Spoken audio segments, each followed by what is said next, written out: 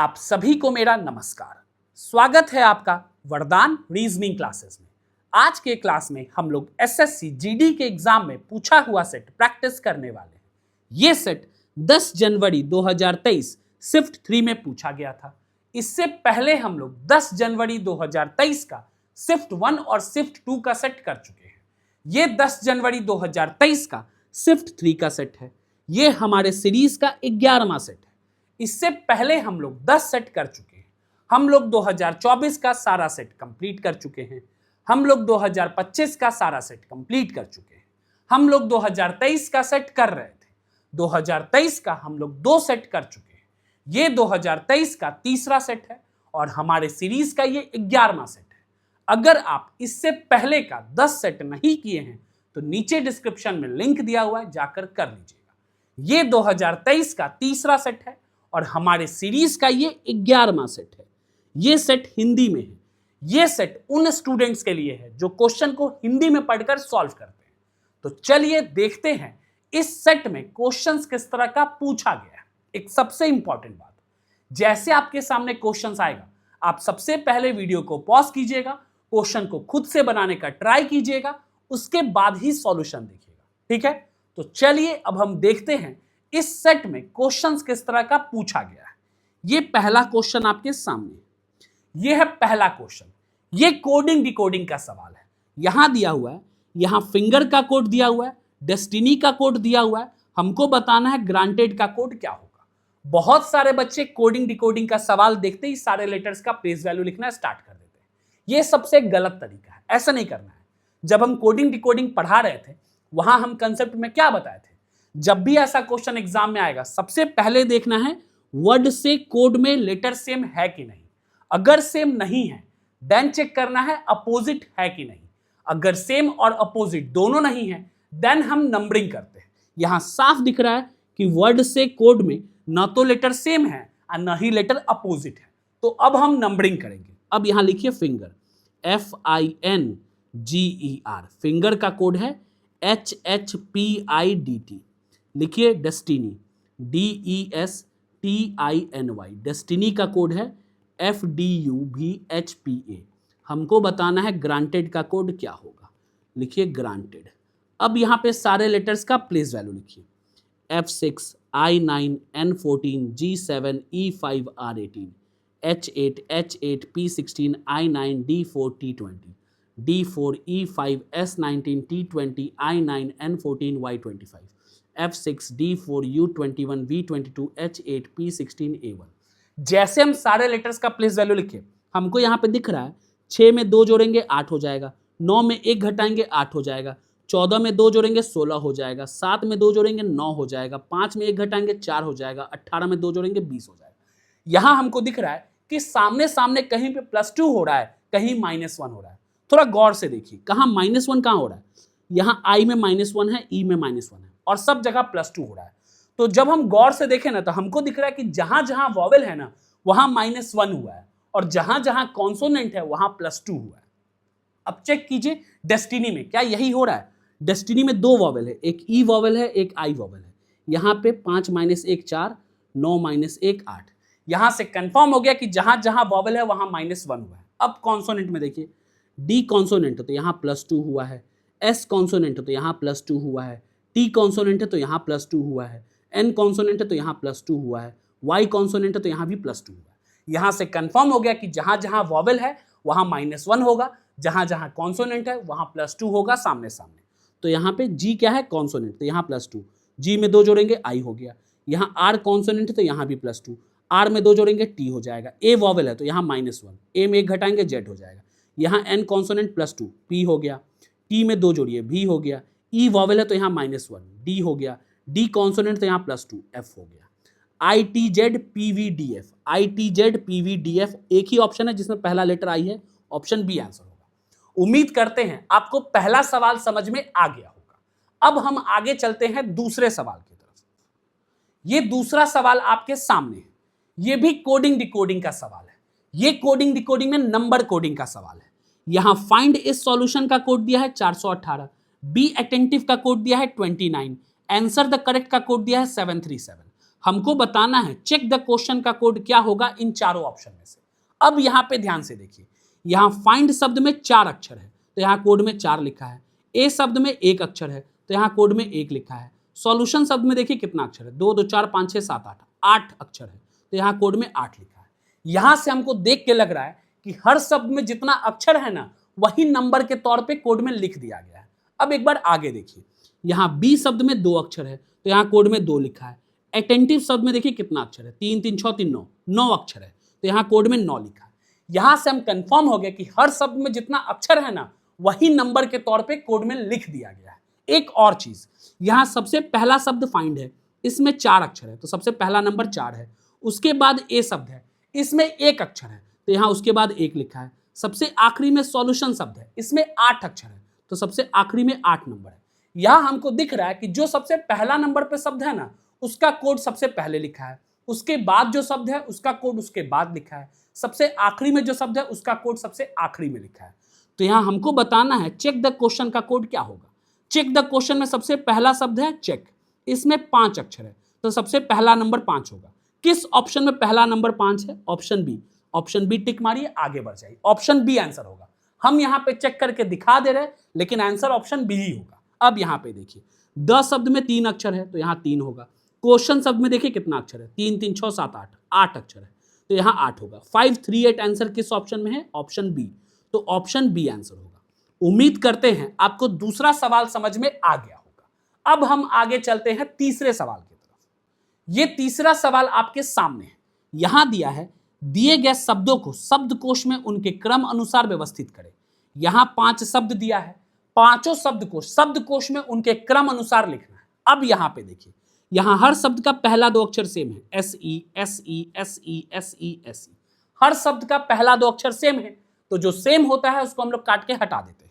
हर शब्द का पहला 2 अक्षर सेम है, काट के हटा दीजिए। हर शब्द का पहला 2 अक्षर सेम है, काट के हटा दीजिए। अब आगे देखिए, हर शब्द का तीसरा अक्षर, यहां देखिए, यहां एम है तीसरा अक्षर, यहां एम है, यहां एन है, यहां पी है, यहां आर है। यहां हर शब्द का तीसरा अक्षर अलग अलग है। सबसे छोटा तीसरा अक्षर एम है।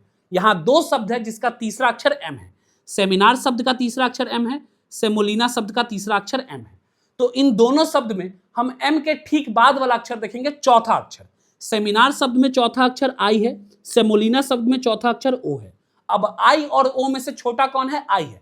तो सबसे पहले अरेंज होगा सेमिनार शब्द। सेमिनार शब्द पहले स्थान पे है तो सबसे पहले पहला स्थान वाला शब्द अरेंज हो जाएगा। उसके बाद सेमोलिना शब्द अरेंज होगा तो 1 के ठीक बाद 2 अरेंज होगा। किस ऑप्शन में 1 के ठीक बाद 2 अरेंज है? एक ही ऑप्शन है, ऑप्शन बी, जिसमें 1 के ठीक बाद 2 अरेंज है तो ऑप्शन बी आंसर होगा। उम्मीद करते हैं आपको तीसरा सवाल समझ में आ गया होगा। यहां हमको आगे चेक करने का जरूरत भी नहीं है। हमको दिखा कि एक ही ऑप्शन ऐसा है जिसमें 1 के ठीक बाद 2 अरेंज है, वो है ऑप्शन बी। ऑप्शन बी को टिक मारिए, आगे बढ़ जाइए। उम्मीद करते हैं आपको तीसरा सवाल समझ में आ गया होगा। अब हम आगे चलते हैं चौथे सवाल की तरफ। ये चौथा सवाल आपके सामने है। ये एनालॉजी का सवाल है। यहां दिया है उस विकल्प का चयन करें जो 5वें अक्षर समूह से उसी प्रकार संबंधित है जिस प्रकार चौथा अक्षर समूह तीसरे अक्षर समूह से और दूसरा अक्षर समूह पहले अक्षर समूह से संबंधित है। यहां पे 4 ऑप्शंस दिया है।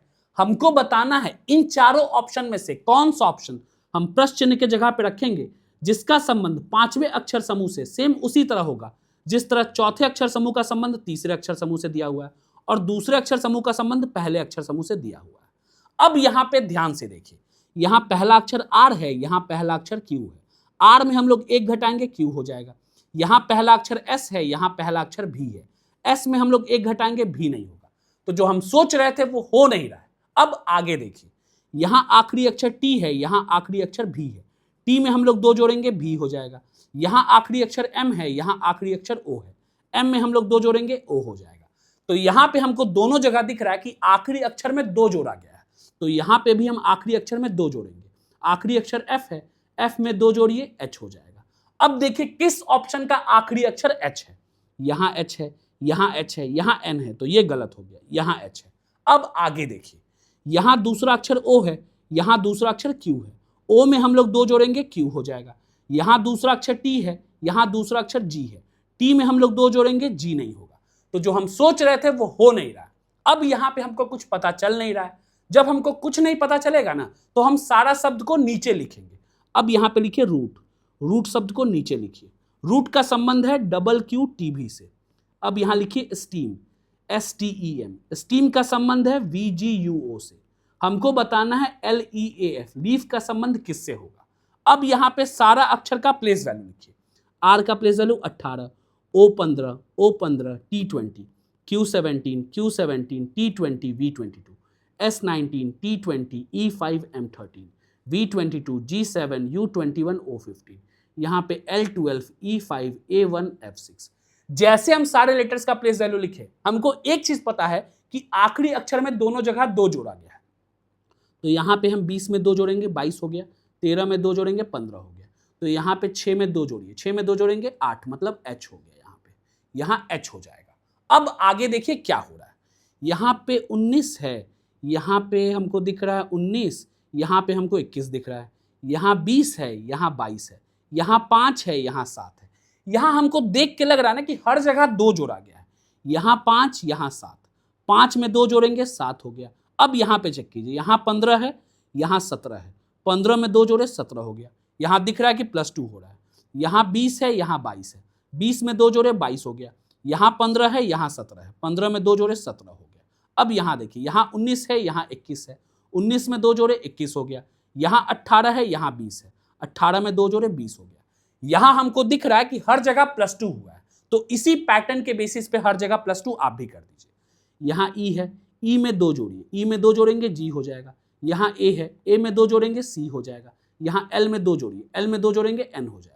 GCNH, अब देखिए किस ऑप्शन में GCNH दिया हुआ है। GCNH ऑप्शन बी आंसर होगा। उम्मीद करते हैं आपको चौथा सवाल समझ में आ गया होगा। अब हम आगे चलते हैं 5वें सवाल की तरफ।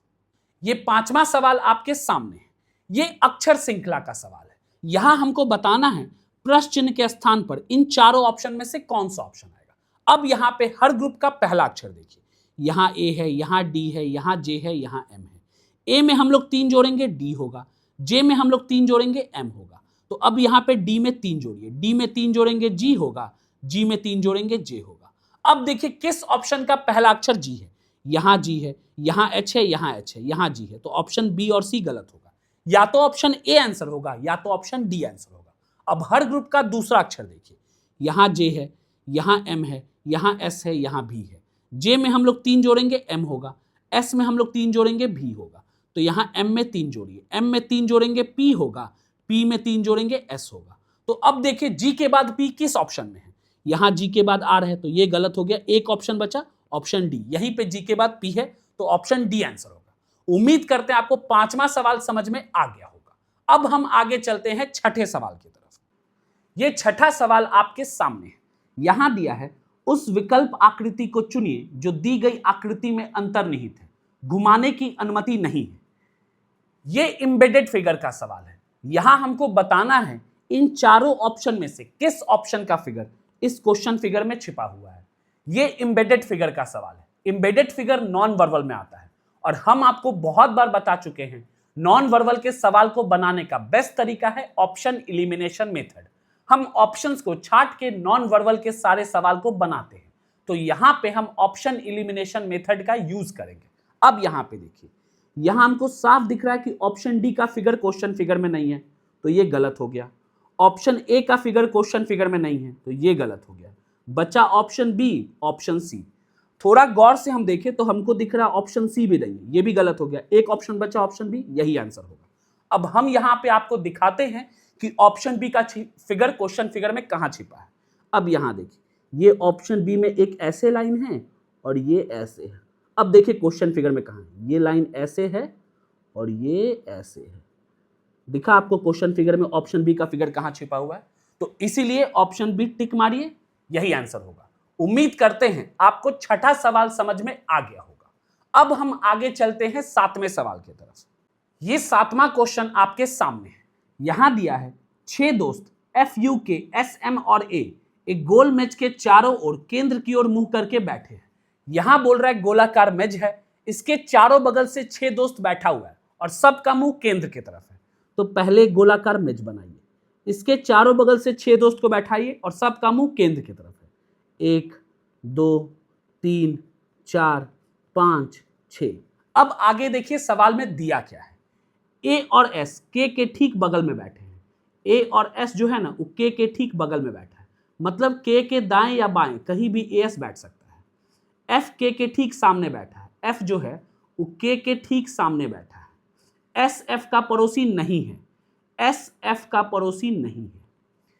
एम ए और एफ का ठीक बगल वाला पड़ोसी है, एम जो है वो ए और एफ का ठीक बगल वाला पड़ोसी है, मतलब एम के दाएं या बाएं कहीं भी एफ बैठ सकता है। अगर एम और एस अपनी जगह बदल ले तो ए और एफ का ठीक बगल वाला पड़ोसी कौन होगा। यहां हमसे पूछ रहा है अगर एम और एस अपना जगह एक दूसरे से बदल लेगा तो ए और एफ के ठीक बगल वाला पड़ोसी कौन होगा। अब यहां पे देखिए हम कंसेप्ट में क्या बताए थे, जब भी गोलाकार मेज का सवाल आएगा हमको सबसे पहले नीचे जो आदमी बैठा है ना उसको देखना है। यहां देखिए नीचे कौन बैठा है, यहां नीचे वाला आदमी ये है, ये आदमी नीचे बैठा है। हम कंसेप्ट में क्या बताए थे, जब भी गोलाकार मेज का सवाल आएगा हमको सबसे पहले नीचे वाला आदमी को देखना है। ये नीचे वाला आदमी ये है, यहां नीचे वाला आदमी ये है। ये कहां देख रहा है, ये ऊपर की तरफ देख रहा है, ऊपर की तरफ। ये नीचे वाला आदमी कहां देख रहा है, ऊपर की तरफ। ऊपर क्या होता है, नॉर्थ। जब ये नॉर्थ की तरफ देखेगा तो जो मेरा दाहिना हाथ है उसका दायां हो जाएगा, जो मेरा बायां हाथ है उसका बायां हो जाएगा। तो ये है मेरा दाहिना हाथ तो इसका दायां ये हो जाएगा, तो ये हो गया इसका दायां, ठीक है। और ये है मेरा बायां हाथ तो इसका बायां ये हो जाएगा, ये हो गया इसका बायां। सिंपल सा कंसेप्ट है। जब भी गोलाकार मेज का सवाल आएगा हमको सबसे पहले नीचे वाला आदमी को देखना है कि कहां देख रहा है। यहां देखिए ये है नीचे वाला आदमी, ये आदमी है नीचे वाला। ये कहां देख रहा है, ये ऊपर की तरफ देख रहा है, ऊपर की तरफ। ऊपर क्या होता है, नॉर्थ। जब ये नॉर्थ की तरफ देखेगा तो जो मेरा दाहिना हाथ है उसका दायां हो जाएगा, जो मेरा बायां हाथ है उसका बायां हो जाएगा। तो ये है मेरा दाहिना हाथ तो इसका दायां ये हो गया, ये है मेरा बायां हाथ तो इसका बायां ये हो गया। ये क्लियर हो गया दायां बायां। अब आगे देखिए किसके बारे में हमको ज्यादा इंफॉर्मेशन है। यहां हमको एक चीज कंफर्म पता है कि एफ के ठीक सामने के बैठा है या के ठीक सामने एफ बैठा है। तो यहां के को बैठाइए, के ठीक सामने एफ बैठा है। अब आगे देखिए के बारे में कहां इंफॉर्मेशन है, यहां के से रिलेटेड इंफॉर्मेशन है। के बगल में कहीं भी एस बैठ सकता है, तो के बगल में कहीं भी एस बैठ सकता है, तो एस यहां भी हो सकता है, यहां भी हो सकता है। हमको नहीं पता के बगल में एस बैठा, ये पता है एस में से कोई भी दहिना बायां के बैठ सकता है, तो दोनों जगह हम बैठा दिए। अब आगे देखिए यहां हमको बोल रहा है ए और एफ के ठीक बीच में एम बैठा है। अगर ए यहां है, एफ का जगह फिक्स है। अगर ए यहां होगा, ए यहां पे होगा तो एम यहां होगा। अगर ए यहां पे होगा तो एम यहां होगा। यहां दो पॉसिबिलिटी बन रहा है, तो हम दूसरा केस यहां पे बनाएंगे। अब यहां पे देखिए, यहां पे गोलाकार मेज बनाइए, इसके चारों बगल से 6 आदमी को बैठाइए, सब केंद्र की तरफ देख रहा है, 1 2 3 4 5 6। हमको एक चीज पता था, के ठीक सामने एफ बैठा है, के यहां बैठाए थे, एफ को यहां बैठाए थे। अब आगे देखिए के बगल में ए और एस है, कोई कहीं भी बैठ सकता है। तो एक बार हम क्या करेंगे, पहले यहां पे मिटाइए, पहला केस में जो हम बनाए हैं यहां पे मिटाइए। हमको पता है के बगल में ए एस बैठा है, कोई कहीं भी बैठ सकता है। तो एक बार के ठीक दाएं में ए को बैठाइए और एस को बाएं में बैठाइए, के ठीक दाएं में ए को बैठाइए, और एक बार के ठीक बाएं में ए को बैठाइए और एस को यहां दाएं में बैठाइए। ठीक है, के ठीक दाएं में एक बार ए को बैठाए हैं, एक बार के ठीक बाएं में ए को बैठा है, यहां बैठा दिए। अब आगे देखिए ए और एफ के ठीक बीच में एम बैठा है। अगर ए यहां बैठा है, एफ यहां बैठा है तो एम यहां बैठेगा। ए यहां बैठा है, एफ यहां बैठा है तो एम यहां बैठेगा। ठीक है, अब एक जगह बचा, एक आदमी बच गया, यहां यू बैठ गया, यहां भी एक जगह बचा, यहां यू बैठ गया। अब हमसे क्या पूछ रहा है ये देखिए, हमको यहां पे बताना है अगर एम और एस अपनी जगह बदल ले तो ए और एफ के ठीक बगल वाला पड़ोसी कौन होगा। यहां हमसे बोल रहा है अगर एम और एस अपना जगह बदल ले। अब एम के जगह एस को बैठाइए, एस के जगह एम को बैठाइए, एम के जगह एस को बैठाइए, एस के जगह एम को बैठाइए। यहां बोल रहा है कि अगर एम और एस अपना जगह बदल लेगा तो ए और एफ के ठीक बगल वाला पड़ोसी कौन है। यहां है ए, यहां है एफ, ए और एफ का ठीक बगल वाला पड़ोसी यहां कौन है, एस है। अब यहां देखिए, यहां है ए, यहां है एफ, ए और एफ के ठीक बगल वाला पड़ोसी कौन है, एस है। दोनों जगह एस आया है, आंसर एस होगा, ऑप्शन ए। उम्मीद करते हैं आपको 7वां सवाल समझ में आ गया होगा। अब हम आगे चलते हैं 8वें सवाल की तरफ। ये 8वां सवाल आपके सामने है, ये सिलोजिज्म का सवाल है। यहाँ कथन में दिया है सभी पंखे बल्ब है। ये गोला बनाइए पंखा का, ये गोला हो गया पंखे, सभी पंखे क्या है बल्ब, ये गोला हो गया बल्ब का, सभी पंखे बल्ब है। अब आगे देखिए सभी बल्ब ट्यूबलाइट है, सभी बल्ब क्या है ट्यूबलाइट, ये गोला हो गया ट्यूबलाइट का, यहाँ लिखिए ट्यूबलाइट, सभी बल्ब क्या है ट्यूबलाइट है, सभी बल्ब ट्यूबलाइट है। कुछ ट्यूबलाइट नहीं है, कुछ ट्यूबलाइट क्या है नहीं है, ये गोला हो गया नहीं, कुछ ट्यूबलाइट क्या है नहीं है। अब यहाँ पे देखिए निष्कर्ष में क्या दिया है, यहाँ निष्कर्ष में दिया है कुछ पंखे नए हैं, यहाँ पंखा है यहाँ नए हैं। यहाँ साफ दिख रहा है कि पंखा वाला गोला नए वाले गोला को टच कर नहीं रहा है। हम कंसेप्ट में क्या पढ़ाए थे, अगर सिलोजिज्म में दो सर्कल एक दूसरे को टच नहीं करेगा देन इन दोनों सर्कल में सारा चीज पॉसिबिलिटी में सही होगा, कोई भी डेफिनेट कंक्लूजन सही नहीं होगा। यहाँ हमको साफ दिख रहा है पंखा वाला गोला नए वाले गोला को टच नहीं कर रहा है, तो यहाँ पे पंखा और नए में सारा चीज पॉसिबिलिटी में सही होगा, कोई भी डेफिनेट कंक्लूजन सही नहीं होगा। यहाँ निष्कर्ष में दिया है सभी पंखे नए हैं, ये तो डेफिनेट कंक्लूजन है, तो ये गलत हो गया। अब दूसरा निष्कर्ष देखिए, सभी ट्यूबलाइट पंखे हैं, यहाँ ट्यूबलाइट बाहर है पंखा अंदर है, यहाँ साफ दिख रहा है कि सारा पंखा ट्यूबलाइट है, तो जब हम ट्यूबलाइट से पंखा की तरफ देखेंगे तो ऑल का पॉसिबिलिटी होगा। यहाँ पे बोल रहा है सभी ट्यूबलाइट पंखे हैं, ये डेफिनेट कंक्लूजन दे दिया, तो ये गलत हो गया, दोनों निष्कर्ष गलत होगा। अब यहाँ पे देखिए किस ऑप्शन में दोनों निष्कर्ष गलत है, यहाँ ऑप्शन ए में दोनों निष्कर्ष गलत है, तो ऑप्शन ए आंसर होगा, न तो निष्कर्ष एक और न ही निष्कर्ष दो अनुसरण करता है, तो इसका आंसर होगा ऑप्शन ए, ऑप्शन ए इसका आंसर होगा। टिक मारिए, आगे बढ़ जाइए। उम्मीद करते हैं आपको 8वां सवाल समझ में आ गया होगा। अब हम आगे चलते हैं 9वें सवाल की तरफ। ये 9वां सवाल आपके सामने है, ये पासा का सवाल है। यहां दिया है एक ही पासे की 3 अलग अलग स्थितियां दिखाई गई है, उस फलक पर कौन सी संख्या है जो 4 वाले फलक के विपरीत है। यहां पे एक ही पासे का 3 अलग अलग स्थिति दिया हुआ है, हमको बताना है 4 का अपोजिट क्या होगा। अब यहां पे देखिए जब हम डाइस पढ़ा रहे थे वहां हम कंसेप्ट में एक पॉइंट लिखाए थे आपको नोट करके, हम नोट में लिखाए थे जब भी एग्जाम में 2 से ज्यादा फिगर वाला सवाल आएगा तो ऐसा 2 फिगर सेलेक्ट करना है जिसमें हम 1 कॉमन ट्रिक अप्लाई कर सकते हैं। यहां पे इन तीनों फिगर में से कोई भी 2 फिगर सेलेक्ट कीजिए जिसमें एक सरफेस कॉमन हो। अब यहां पे देखिए, यहां इस फिगर में और इस फिगर में, इस दोनों फिगर में देखिए कितना सरफेस कॉमन है, यहां 4 है, यहां 4 है, दोनों में एक ही सरफेस कॉमन है 4, तो यहां पे एक सरफेस कॉमन है, तो यहां हम अप्लाई करेंगे 1 कॉमन ट्रिक। अब यहां लिखिए apply 1 common trick. 1 common trick में हम क्या करते हैं, जो सरफेस कॉमन होता है उसको ऊपर नीचे लिखते हैं। यहां कॉमन क्या है, यहां कॉमन 4 है, तो 4 को ऊपर नीचे लिखिए। उसके बाद हम कॉमन से क्लॉकवाइज डायरेक्शन घूमते हैं, यहां 4 कॉमन है तो दोनों फिगर में 4 से क्लॉकवाइज घूम जाइए, यहां 4 से क्लॉकवाइज घूमिए, यहां भी 4 से क्लॉकवाइज घूमिए। जब हम यहां पे 4 से क्लॉकवाइज घूमे तो नंबर आया 5 2, लिखिए यहां पे 5 और 2। जब हम यहां पे 4 से क्लॉकवाइज घूमे तो नंबर आया 1 6, यहां लिखिए 1 6। जो नंबर एक दूसरे के ऊपर नीचे है वही डाइस में एक दूसरे के अपोजिट नंबर है, जो बच गया वो 4 का अपोजिट होगा, तो बच क्या गया, 1 हो गया, 2 हो गया, 3 बच गया, तो 4 का अपोजिट 3 होगा। हमसे पूछ रहा है 4 वाले फलक के विपरीत क्या है, 4 वाले फलक के विपरीत 3 है, आंसर 3 होगा, ऑप्शन डी। उम्मीद करते हैं आपको 9वां सवाल समझ में आ गया होगा। अब हम आगे चलते हैं 10वें सवाल की तरफ। ये 10वां सवाल आपके सामने है, ये कोडेड ब्लड रिलेशन का सवाल है। हम आपको क्या बताए थे, जब भी एग्जाम में कोडेड ब्लड रिलेशन का सवाल आएगा आप ये कंडीशंस पढ़ के टाइम वेस्ट मत कीजिएगा। आप सबसे पहले देखिए कि आपसे पूछ क्या रहा है। यहां हमको बताना है निम्नलिखित में से कौन सा कथन गलत है। यहां हमको बताना इन चारों ऑप्शन में से किस ऑप्शन का कथन गलत है। अब यहां पे देखिए, यहां एक्सप्रेशन दिया हुआ है, इस एक्सप्रेशन को देखिए, यहां पे है पहले a प्लस बी।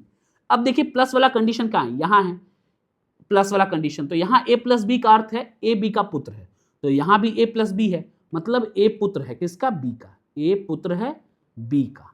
अब आगे देखिए b डिवाइड c, डिवाइड वाला कंडीशन कहां है, यहां है डिवाइड का कंडीशन। a डिवाइड b का मतलब है a b की पत्नी है, तो b डिवाइड c का मतलब है b पत्नी है किसकी, c की, b पत्नी है c की, तो b अगर पत्नी है तो c पति हो जाएगा, तो b c पति पत्नी। अब आगे देखिए c मल्टीप्लाई d, मल्टीप्लाई का साइन यहां है, a मल्टीप्लाई b का मतलब है a b का भाई है, तो c मल्टीप्लाई d मतलब c भाई है किसका, d का, c भाई है d का। अब आगे देखिए d माइनस e, माइनस का कंडीशन यहां है, a माइनस बी का मतलब है a b की बहन है, तो d माइनस e का मतलब d बहन है किसकी, e की, d बहन है e की। e प्लस f, प्लस वाला कंडीशन कहां है, यहां है, a प्लस b का मतलब है a b का पुत्र है, तो ई प्लस एफ का मतलब है ई पुत्र है किसका, एफ का, ई पुत्र है एफ का। अब हमसे पूछ क्या रहा है, हमको बताना है कौन सा कथन गलत है इन चारों में से। अब ऑप्शन ए में देखिए, ऑप्शन ए में है ए सी का पुत्र है, ए पुत्र है सी का, ये तो सही है, ये कथन सही है, तो ये आंसर नहीं होगा क्योंकि हमको बताना है कौन सा ऑप्शन गलत है। पहला ऑप्शन तो सही हो गया, तो ये आंसर नहीं होगा। अब दूसरा ऑप्शन देखिए, ई बी का भाई है, ई क्या है, भाई, ई भाई है किसका, बी का, ये गलत हो गया, आंसर ऑप्शन बी होगा। हमको बताना है कौन सा ऑप्शन गलत है, तो गलत ऑप्शन बी है, तो आंसर होगा ऑप्शन बी। अब आगे हम सी चेक करके ऑप्शन बता देते हैं कि सी सही है। यहां देखिए डी एफ की पुत्री है, डी कहां है, डी यहां है, डी एफ की पुत्री है, ये भी सही है। ऑप्शन डी में देखिए ए एफ का पौत्र है, ए एफ का पौत्र है, ए यहां है, एफ यहां, ए एफ का पौत्र है, ये भी सही है। तो एक ऑप्शन गलत है, ऑप्शन बी। हमसे पूछ रहा है कौन सा कथन गलत है, तो ऑप्शन बी आंसर होगा। उम्मीद करते हैं आपको 10वां सवाल समझ में आ गया होगा। अब हम आगे चलते हैं 11वें सवाल की तरफ। ये 11वां सवाल आपके सामने है। यहां हमको बताना है प्रश्न चिन्ह के स्थान पर इन चारों ऑप्शन में से कौन सा ऑप्शन होगा। अब यहां पे सीरीज में जो नंबर दिया है ना, उसको ध्यान से देखिए। यहां 3 है, यहां 21 है, यहां 147 है, यहां 7203 है। यहां हमको देख के लग रहा है 3 गुने 7 21 होता है, 21 गुने 7, 7 का 7, 7 दूनी 14, 147। तो यहां हमको लग रहा है गुना 7 होगा, तो यहां भी गुना 7, यहां भी गुना 7। 147 को 7 से गुना कीजिए, 7 7 जा 49, 9 4 कैरी, 7 4 जा 28, 4 32 का 2 और 3 कैरी, 7 3 10, 1029 आंसर होगा। किस ऑप्शन में 1029 है, ऑप्शन बी आंसर होगा। उम्मीद करते हैं आपको 11वां सवाल समझ में आ गया होगा। अब हम आगे चलते हैं 12वें सवाल की तरफ। ये 12वां सवाल आपके सामने है। यहां दिया है नीचे दिए गए समीकरण को गणितीय रूप से सही बनाने के लिए किन दो चिन्हों को आपस में बदला जाना चाहिए। यहां एक समीकरण दिया हुआ है, हमको बताना है इस समीकरण के कौन से दो चिन्ह को हम आपस में बदलेंगे जो ये समीकरण सही हो जाएगा। यहां पे 4 ऑप्शंस दिया है, हर ऑप्शन में 2 चिन्ह दिया है। हमको बताना है किस ऑप्शन के 2 चिन्ह को हम आपस में बदलेंगे जो ये समीकरण सही हो जाएगा। ऐसे सवाल को बनाने का एक सिंपल सा तरीका होता है, किसी भी एक ऑप्शन को उठाइए, उस ऑप्शन के 2 चिन्ह को आपस में बदलिए समीकरण के अंदर। उस ऑप्शन के 2 चिन्ह को आपस में बदलने के बाद समीकरण का कोई भी टर्म फ्रैक्शन में नहीं आना चाहिए। अगर 2 चिन्ह को आपस में बदलने के बाद समीकरण का कोई भी टर्म फ्रैक्शन में आता है, देन जिस ऑप्शन से 2 चिन्ह को उठाए हैं वो ऑप्शन गलत हो जाएगा। और अगर 2 चिन्ह को आपस में बदलने के बाद समीकरण का कोई भी टर्म फ्रैक्शन में नहीं आता है, देन हम समीकरण को आगे सॉल्व करके देखेंगे कि सेटिस्फाई कर रहा है कि नहीं। अगर समीकरण सेटिस्फाई कर रहा होगा देन वो ऑप्शन सही हो जाएगा, अगर समीकरण सेटिस्फाई नहीं कर रहा होगा देन वो ऑप्शन गलत हो जाएगा। तो चलिए अब हम इसको बना के दिखाते हैं कि ऐसे सवाल को हम बनाते कैसे। अब यहां देखिए, यहां ऑप्शन ए में है मल्टीप्लाई एंड माइनस। तो समीकरण में जहां जहां मल्टीप्लाई का साइन है वहां माइनस कीजिए, जहां जहां माइनस का साइन है वहां मल्टीप्लाई कीजिए। अब यहां देखिए, मल्टीप्लाई की जगह माइनस, माइनस की जगह मल्टीप्लाई। हमारा सबसे पहला काम है समीकरण में डिवाइड का साइन का, वो देखिए यहां पे डिवाइड है 136 डिवाइड बाई 17। अब यहां पे देखिए हमको साफ दिख रहा है कि 136 ना 17 से पूरा पूरी 8 बार में कट जाएगा, तो यहां पे कोई टर्म फ्रैक्शन में आ नहीं रहा है। तब हम समीकरण को पूरा सॉल्व करके देखेंगे। अब यहां पे लिखिए, यहां लिखिए 8 प्लस 102 गुना 3 माइनस 2। जैसे हम ये देखें ना 102 गुना 3, यहां हमको दिख गया वैल्यू बहुत बड़ा है, हमको चाहिए था 187, यहां फाइनल वैल्यू बहुत बड़ा आएगा, तो ये गलत हो गया। ऑप्शन ए गलत कीजिए, आगे बढ़ जाइए। हमको पूरा सॉल्व नहीं करना, हमको बस दिख गया कि 187 नहीं आएगा, इसको गलत कीजिए, ऑप्शन ए को आगे बढ़ जाइए। अब ऑप्शन बी चेक कीजिए, यहां ऑप्शन बी में देखिए डिवाइड एंड मल्टीप्लाई। तो समीकरण में जहां जहां डिवाइड है वहां मल्टीप्लाई का साइन दीजिए, जहां जहां मल्टीप्लाई है वहां डिवाइड का साइन दीजिए। तो मल्टीप्लाई की जगह डिवाइड होगा और डिवाइड की जगह मल्टीप्लाई होगा। अब यहां पे देखिए, जैसे हमको ये दिखा, हमको दिख गया 3 डिवाइड बाई 2, ये फ्रैक्शन में आ गया। और हम आपको बता चुके हैं समीकरण में कोई भी टर्म फ्रैक्शन में नहीं आना चाहिए, फ्रैक्शन में आएगा गलत हो जाएगा, तो ऑप्शन बी गलत हो गया। अब आगे ऑप्शन सी देखिए, ऑप्शन सी में है प्लस एंड मल्टीप्लाई। तो जहां पे प्लस का साइन है समीकरण में वहां मल्टीप्लाई कीजिए, जहां मल्टीप्लाई का साइन है वहां प्लस कीजिए। तो प्लस के जगह मल्टीप्लाई और मल्टीप्लाई के जगह प्लस। अब यहां पे देखिए, यहां पे जैसे हम ये किए हमको तो फ्रैक्शन में नहीं दिख रहा है, ये हो गया, ये मल्टीप्लाई का साइन है, मल्टीप्लाई 102 माइनस 3 प्लस 2। यहां हमको दिख रहा है कि ये वैल्यू बहुत बड़ा हो गया, तो ये तो होगा नहीं, 8 गुने 102 बहुत बड़ा हो गया, ऑप्शन सी भी गलत हो गया। एक ऑप्शन बचा ऑप्शन डी, ऑप्शन डी ही आंसर होगा। लेकिन हम यहां पे आपको बना के दिखाते हैं कि ऑप्शन डी आंसर कैसे होगा। अब यहां पे देखिए, डिवाइड के जगह माइनस, माइनस के जगह डिवाइड, डिवाइड के जगह माइनस कीजिए, माइनस के जगह डिवाइड कीजिए। अब यहां पे देखिए 102 डिवाइड बाई 3, 3 3 जा 9, 3 4 जा 12, 34 बार में पूरा पूरी कट गया, फ्रैक्शन में तो आया नहीं, तो अब हम इसको आगे सॉल्व करेंगे। 136 माइनस 17 प्लस ये हो गया 102 डिवाइड बाई 3 गुना 2। अब यहाँ पे देखिए, यहाँ हमको दिख रहा है 119 हुआ, ये प्लस 68, तो 8 8 16 17 का 7 कर 187 आ रहा है। हमको चाहिए था 187, यहाँ आ गया 187, मतलब ऑप्शन डी सही है। हमको ऐसे ही पता था ऑप्शन ए बी सी गलत है, एक ऑप्शन बचा, ऑप्शन डी सही है, तो यहाँ पे ऑप्शन डी सही होगा। उम्मीद करते हैं आपको 12वां सवाल समझ में आ गया होगा। अब हम आगे चलते हैं 13 नंबर सवाल पे। ये 13वां सवाल आपके सामने है, ये अक्षर श्रृंखला का सवाल है। यहां हमको बताना है प्रश्न चिन्ह के स्थान पर इन चारों ऑप्शन में से कौन सा ऑप्शन आएगा। अब यहां पे हर ग्रुप का पहला अक्षर देखिए, एल है, एन है, पी है, डैश है, टी है।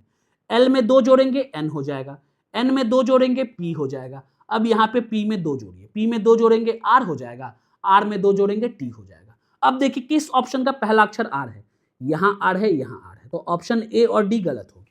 अब हर ग्रुप का दूसरा अक्षर देखिए, यहाँ पी है, यहाँ एन है, यहाँ एल है, यहाँ डैश है, यहाँ एच है। अब यहाँ देखिए, पी में 2 घटाएंगे एन हो जाएगा, एन में 2 घटाएंगे एल हो जाएगा, एल में 2 घटाएंगे जे हो जाएगा, और जे में 2 घटाएंगे एच हो जाएगा। तो देखिए दूसरा अक्षर जे होना चाहिए, आर के बाद जे, आर के बाद जे ऑप्शन बी में है, ऑप्शन सी में तो आई है, तो ये गलत हो गया। एक ऑप्शन है ऑप्शन बी, यही आंसर होगा, तो इसका आंसर होगा option B. Option B tick मारिए, आगे बढ़ जाइए। उम्मीद करते हैं आपको 13 नंबर सवाल समझ में आ गया होगा। अब हम आगे चलते हैं 14वें सवाल की तरफ। ये 14वां सवाल आपके सामने है। यहां दिया है उस विकल्प का चयन करें जो तीसरे शब्द से उसी प्रकार संबंधित हो जिस प्रकार दूसरा शब्द पहले शब्द से संबंधित है। यहां पे 4 ऑप्शन दिया है, इन चारों ऑप्शन में से कौन सा ऑप्शन प्रश्न चिन्ह के हम स्थान पर रखेंगे जिसका संबंध तीसरे शब्द से सेम उसी तरह होगा जिस तरह दूसरे शब्द का संबंध पहले शब्द से दिया हुआ है। अब यहां पे गौर से देखिए ब्रैकेट में क्या लिखा है। यहां ब्रैकेट में लिखा है शब्दों को सार्थक अंग्रेजी शब्द माना जाना चाहिए और उनमें अक्षरों, व्यंजनों या स्वरों की संख्या के आधार पर कोई संबंध नहीं होना चाहिए।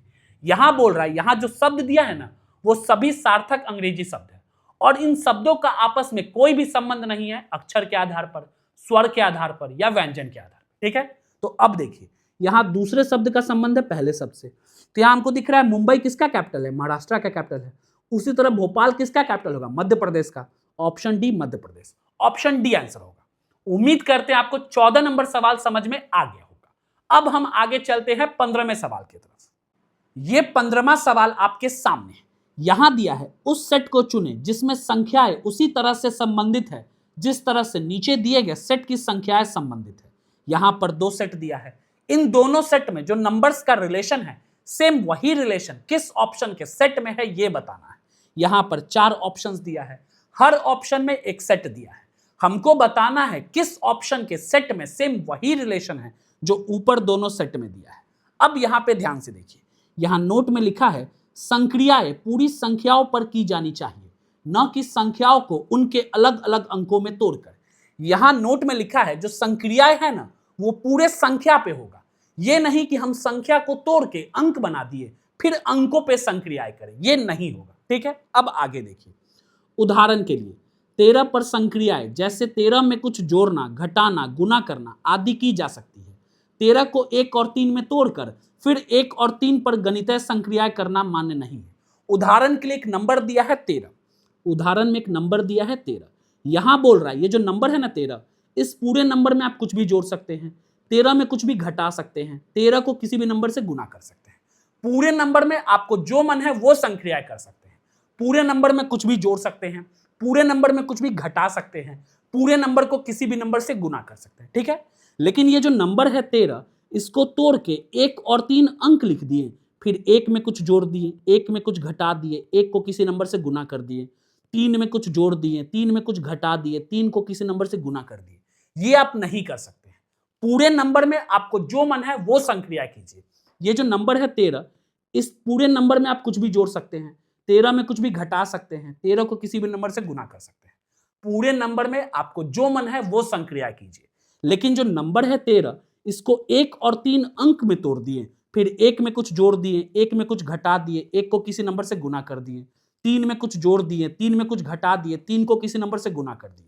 ये आप नहीं कर सकते। नंबर को अंक में तोड़ के फिर अंकों पे संक्रियाएं नहीं कर सकते। ठीक है, पूरे नंबर में जो मन है वो संक्रियाएं कीजिए, लेकिन नंबर को अंक में तोड़ के फिर अंकों पे संक्रियाएं नहीं कर सकते। ठीक है, तो पहले हम इसको मिटाते हैं, फिर आपको बताते हैं कि ऐसे सवाल को हम बनाते कैसे। अब यहां पे देखिए, पहले इसको मिटाइए। अब यहां पे देखिए, यहां 2 सेट दिया है। पहले सेट में 3 नंबर है, 216, 12, 15। दूसरे सेट में भी 3 नंबर है, 432, 23, 31। यहां सेट में दूसरा और तीसरा नंबर छोटा है, पहला वाला नंबर है। दूसरे सेट में देखिए, यहां भी दूसरा और तीसरा नंबर छोटा है, पहला नंबर बड़ा है। तो सेट में दो जो छोटा छोटा नंबर होगा ना, उन दोनों के बीच में कुछ ना कुछ संक्रियाएं होगा और बड़ा वाला नंबर बनेगा।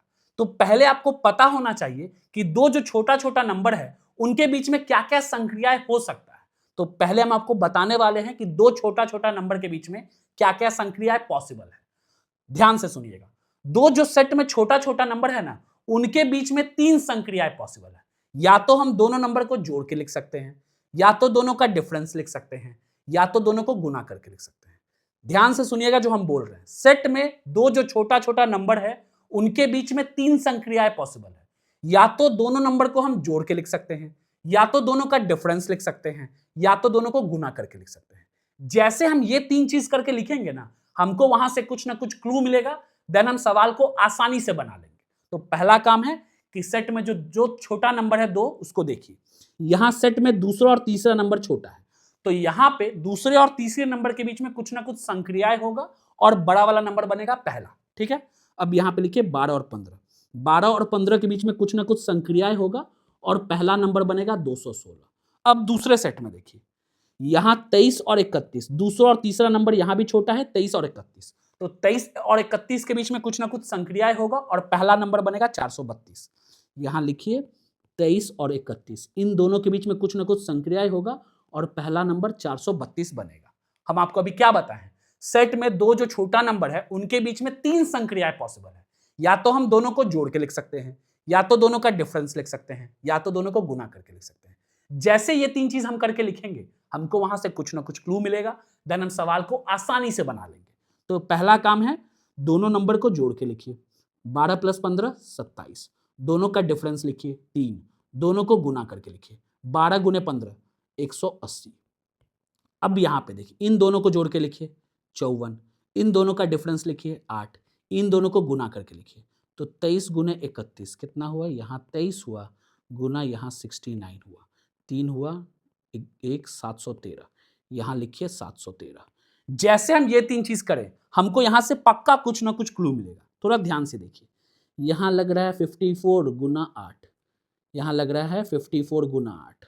8 4 जा 32, 2 3 कैरी, 5 8 जा 40, 8 5 जा 40, 43, 432।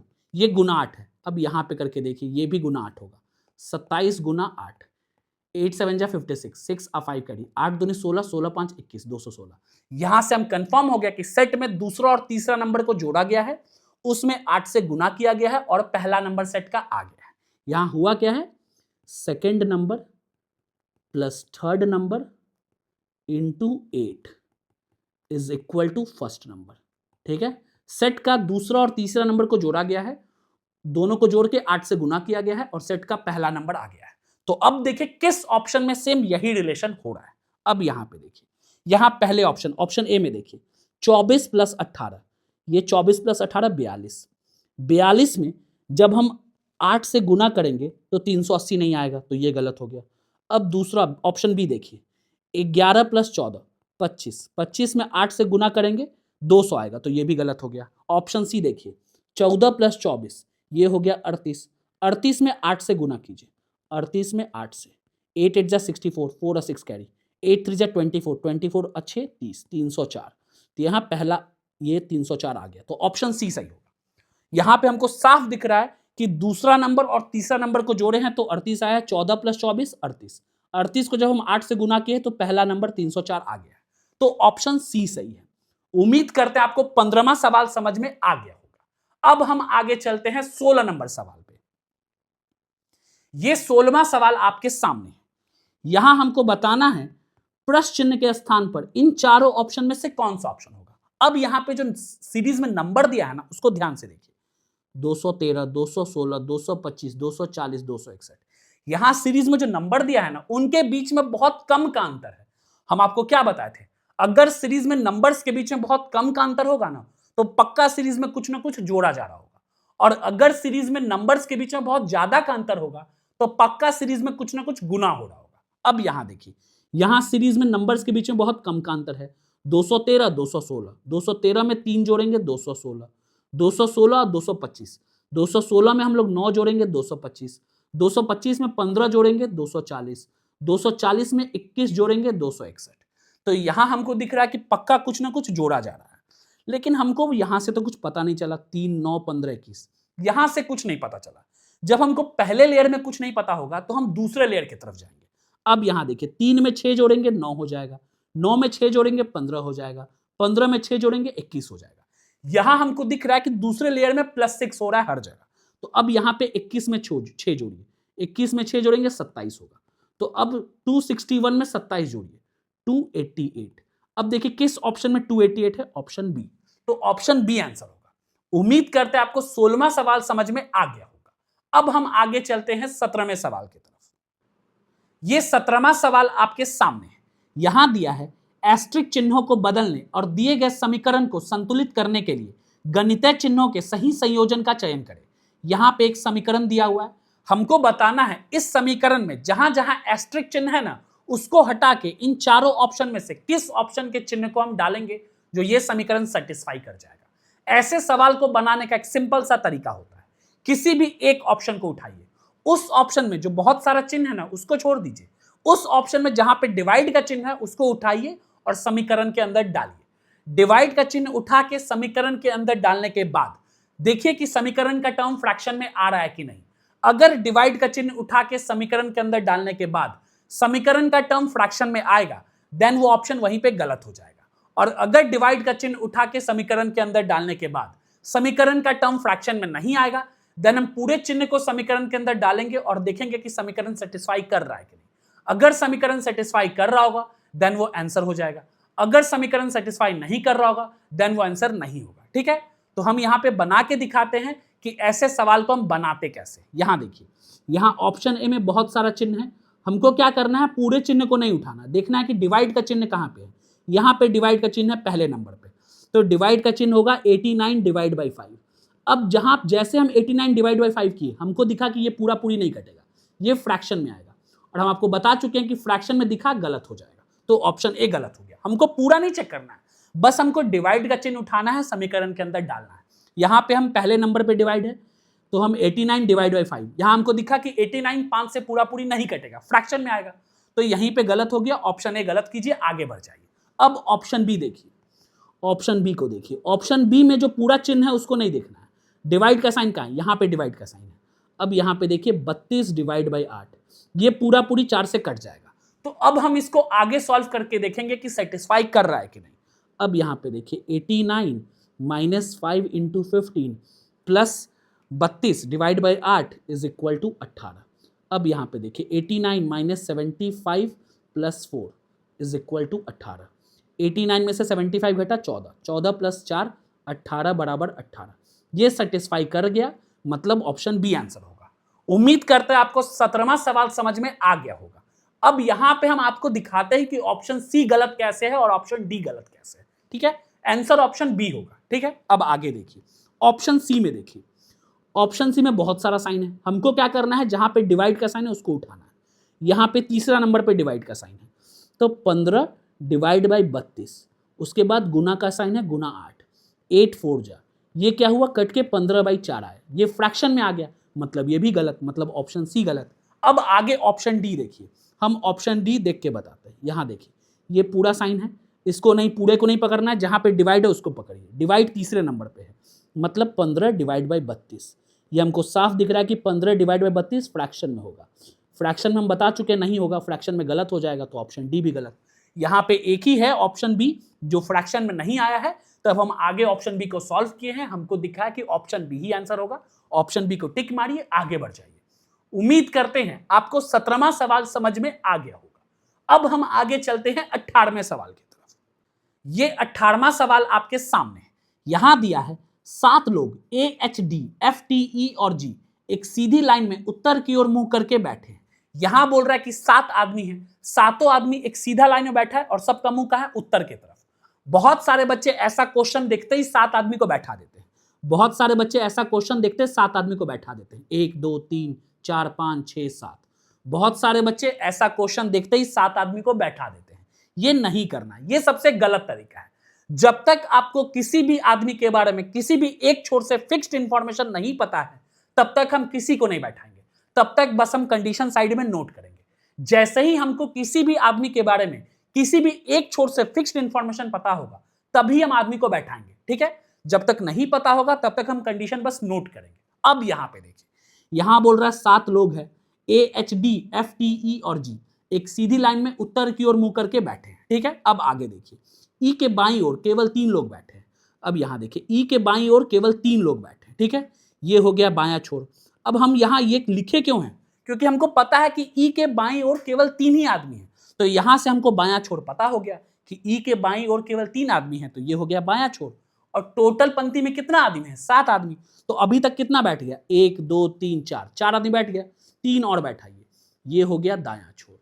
अब हमको पंक्ति का बायां छोर और दायां छोर दोनों पता है। अब आगे देखिए, G और H E के ठीक बगल में बैठे हैं। G और H जो है ना, वो E के ठीक बगल में बैठा है, मतलब E के दाएं बाएं कहीं भी GH बैठ सकता है। तो G या H यहां भी हो सकता है, H या G यहां भी हो सकता है। ठीक है, E के बगल में कहीं भी हो सकता है। कौन कहां होगा ये नहीं पता है, कोई भी दाएं कोई भी बाएं हो सकता है। अब आगे देखिए, A लाइन के एकदम दाईं ओर बैठा है। A जो है लाइन के एकदम दाईं ओर बैठा है, मतलब A दायां छोर पर बैठा है। अब आगे देखिए, D A के ठीक बगल में बैठा है। D जो है वो A के ठीक बगल में बैठा है। F E के बाईं ओर दूसरे स्थान पर बैठा है। F जो है E के बाईं ओर दूसरे स्थान पर बैठा है, तो F यहां बैठा है। एक आदमी बच गया, वो कौन है? T। तो T यहां बैठ गया। हमसे क्या पूछा है? लाइन के एकदम बाईं ओर कौन बैठा है? तो लाइन के एकदम बाईं ओर T बैठा है। तो ऑप्शन ए T होगा आंसर। उम्मीद करते हैं आपको 18वां सवाल समझ में आ गया होगा। अब हम आगे चलते हैं 19वें सवाल की तरफ। यह 19वां सवाल आपके सामने यहां दिया है, उस विकल्प आकृति को चुनिए जो दी गई आकृति में अंतर नहीं थे, घुमाने की अनुमति नहीं है। यह एम्बेडेड फिगर का सवाल है। यहां हमको बताना है इन चारों ऑप्शन में से किस ऑप्शन का फिगर इस क्वेश्चन फिगर में छिपा हुआ है। यह एम्बेडेड फिगर का सवाल है। एम्बेडेड फिगर नॉन वर्बल में आता है और हम आपको बहुत बार बता चुके हैं, नॉन वर्बल के सवाल को बनाने का बेस्ट तरीका है ऑप्शन एलिमिनेशन मेथड। हम ऑप्शंस को छांट के नॉन वर्बल के सारे सवाल को बनाते हैं। तो यहां पे हम ऑप्शन एलिमिनेशन मेथड का यूज करेंगे। अब यहां पे देखिए, यहां हमको साफ दिख रहा है कि ऑप्शन डी कहीं भी नहीं है क्वेश्चन फिगर में, तो ये गलत हो गया। ऑप्शन सी भी नहीं है, ये भी गलत हो गया। ऑप्शन ए भी नहीं है, ये भी गलत हो गया। एक ऑप्शन बचा, ऑप्शन बी, यही आंसर होगा। टिक मारिए, आगे बढ़ जाइए। उम्मीद करते हैं आपको 19वां सवाल समझ में आ गया होगा। अब हम आज के क्लास का आखिरी सवाल करने वाले हैं, सवाल नंबर 20वां। ये 20वां सवाल आपके सामने है। ये फिगर सीरीज का सवाल है। यहां दिया है, उस आकृति का चयन करें जो निम्नलिखित श्रृंखला में अगली आएगी। यहां हमको बताना है प्रश्न चिन्ह के स्थान पर इन चारों ऑप्शन में से कौन सा ऑप्शन आएगा। अब यहां पे जो सीरीज में फिगर दिया है उसको ध्यान से देखिए। ये सीरीज का पहला फिगर है, ये दूसरा फिगर है, ये तीसरा फिगर है, ये चौथा फिगर है। हमको बताना है 5वें फिगर में क्या होगा, क्वेश्चन मार्क की जगह। अब यहां पे सीरीज में पहले फिगर से दूसरे फिगर में देखिए क्या चेंजेस हो रहा है। पहले फिगर से दूसरे फिगर में, पहले फिगर में ये यहां है, ये यहां से यहां आ गया, मतलब पहले पोजीशन से ये दूसरे पोजीशन पे आ गया। पहले फिगर से दूसरे फिगर में एक पोजीशन राइट की तरफ शिफ्ट कर रहा है। अब यहां देखिए, दूसरे फिगर से तीसरे फिगर में देखिए, फिर से ये एक पोजीशन राइट की तरफ शिफ्ट कर गया। अब तीसरे फिगर से चौथे फिगर में देखिए, अब राइट की तरफ जगह नहीं है, तो अब ये पहले पोजीशन पे आ गया। ये देख रहे हैं, पहले फिगर से दूसरे फिगर में ये पहला स्थान पे था, फिर ये दूसरा पे आया। दूसरे फिगर से तीसरे फिगर में, दूसरे से ये तीसरे स्थान पे आया। तीसरे फिगर से चौथे फिगर में अब आगे जगह नहीं है, तो फिर पहले पोजीशन पे आया। अब चौथे फिगर से 5वें फिगर में क्या होगा, पहले से ये दूसरे पोजीशन पे आएगा। अब यहां आएगा दूसरे पोजीशन पे, अब ये दूसरे पोजीशन पे आएगा। किस ऑप्शन में दूसरे पोजीशन पे ये फिगर है देखिए, ऑप्शन ए में है, ऑप्शन बी में है, ऑप्शन सी में नहीं है, तो ये गलत हो गया। ऑप्शन डी में नहीं है, ये गलत हो गया। या तो ऑप्शन ए आंसर होगा या तो ऑप्शन बी आंसर होगा। अब आगे देखिए, यहां इस फिगर को देखिए, ये ऊपर की तरफ मुंह है, फिर इसका नीचे की तरफ है, फिर ऊपर की तरफ मुंह है, फिर नीचे की तरफ है। यहां हो क्या रहा है, एक एक पोजीशन राइट की तरफ शिफ्ट हो रहा है, एक बार ऊपर की तरफ मुंह है, फिर नीचे की तरफ, फिर ऊपर की तरफ, फिर नीचे की तरफ। तो अब ऊपर की तरफ मुंह होगा, अब ऐसे होगा ऊपर की तरफ। अब देखिए किस ऑप्शन में ऐसे बना है, ऑप्शन ए या ऑप्शन बी। ऑप्शन बी में नीचे की तरफ है तो ये गलत हो गया, ऑप्शन ए में ऊपर की तरफ है। ऐसे भी ऑप्शन ए ही बचा था, तो ऑप्शन ए आंसर होगा। उम्मीद करते हैं आपको 20वां सवाल समझ में आ गया होगा। यहां पे हमारा 20 क्वेश्चन का ये सेट समाप्त होता है। अगर आपको हमारा ये सेट अच्छा लगा तो प्लीज हमारे वीडियो को लाइक करें और हमारे चैनल को सब्सक्राइब करें। थैंक यू, धन्यवाद।